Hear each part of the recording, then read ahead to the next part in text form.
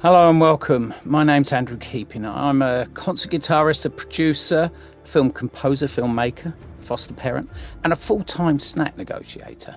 I've spent over 30 years living and working with some of the most brilliant, baffling, and beautifully neurodiverse minds you can imagine. Neurodiversity is the idea that brains come in all kinds of wiring diagrams. Some are standard issue, others are, let's say, custom builds. If the brain were an orchestra, neurodiverse minds might be jazz bands, improvising, unpredictable, and occasionally playing in 7/8 time just to really mess with you. I once played a film score that I'd recently composed. I was pretty proud of it to one of the kids I was fostering. I asked, "What do you think?" And he looked me dead in the eyes and said, "Sounds like the music they play when someone dies in a cartoon." I've never been so insulted and yet flattered at the same time. Some of the greatest musicians in history were likely neurodivergent. We're looking at people like Beethoven, Mozart, Glenn Gould, Gary Newman, amongst many others. They didn't just think outside the box, they lived outside the box, set it on fire and turned it into a drum kit. One of the kids I worked with several years ago had sensory processing differences. And I was mixing this track and he walked in, listened for 10 seconds and they said, "Oh, that hi-hat's too sharp. It's really poking with my brain." So I went in, looked at the spectrum analyzer and true enough, it was peaking at 8 kilohertz. Now I call him my human spectrum analyzer. He has an innate ability to be able to pick out frequencies that just are too much or need tweaking in some way. Music has been a bridge in our home. It's how we connect, we regulate, and how sometimes just survive the chaos. I gave one child a guitar and a space to be able to unwind, deregulate, and within a space of about 10 minutes, he was playing a theme that I recognised. I said, "What's that?" He said, "I think it's the Super Mario theme." I said, "Where did you learn that?" He said, "I didn't. I just heard it, remembered it from a game I was playing, and I made it up. It just happened." That's a neurodiverse brain.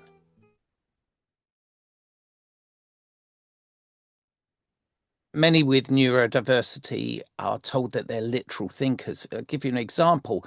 I had a student that I was playing and I said, "Right, we're going to come into my studio and we're going to have a multiple array of effects that we can play and use on the keyboard.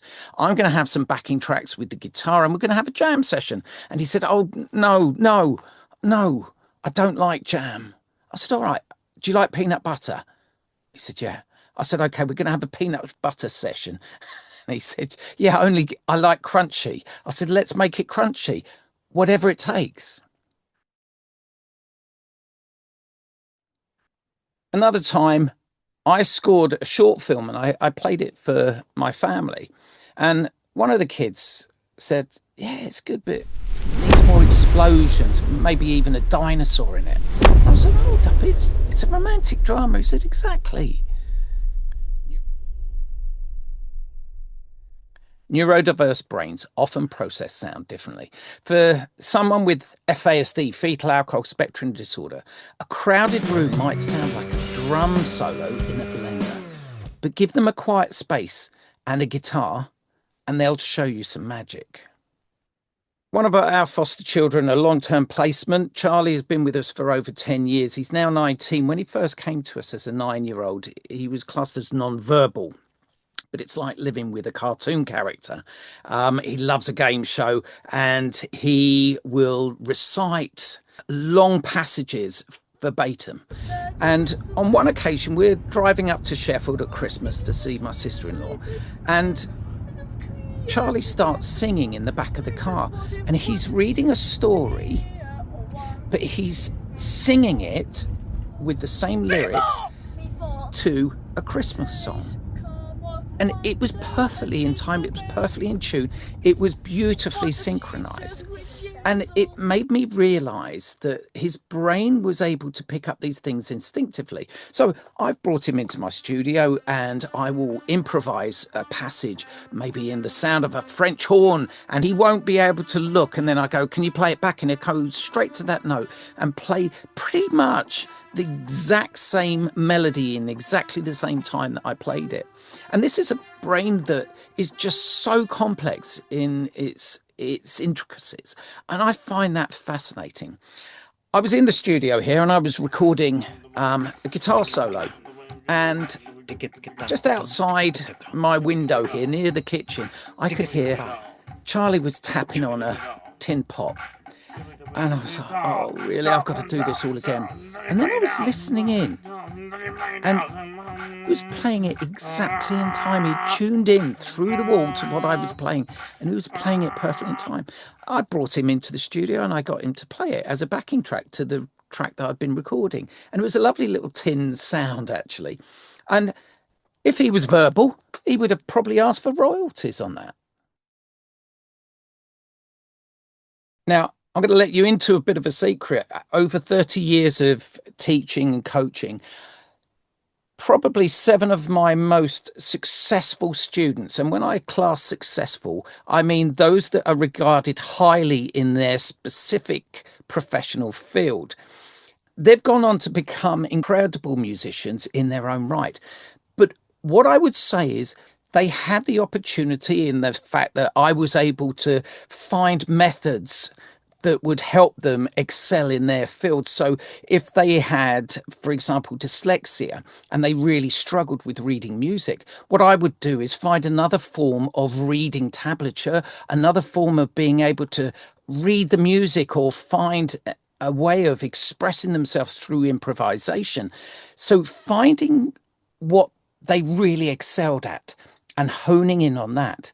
Now, what has been amazing is now they are thriving their working environment because the inclusivity within that working environment, the people that have employed them understand their skill set, understand and value their skill set, and therefore they have created an environment where they can excel in that area. And this is so important to understanding neurodiversity and giving the space around that person and an opportunity for them to excel. Neurodiverse people aren't broken. They could be brilliant. They don't need fixing. They need understanding. They need the space and sometimes a really good pair of noise-cancelling headphones. I'd like to close with a little medley of some of the fascinating things that I've discovered with Charlie over the years that I find absolutely gorgeous. It's inspired by him and the other children that we've fostered. Each note is a little bit offbeat, a little bit wild, but completely beautiful. How's it go? So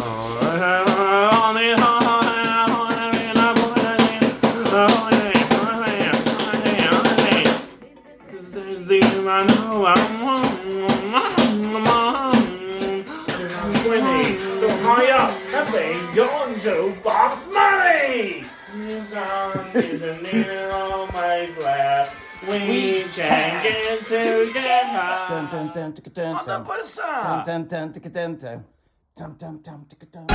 It's the most wonderful time of the year. With the kids that go ballet and everyone that you be a good cheer. It's the most wonderful time of the year. It's the house. Stop playing.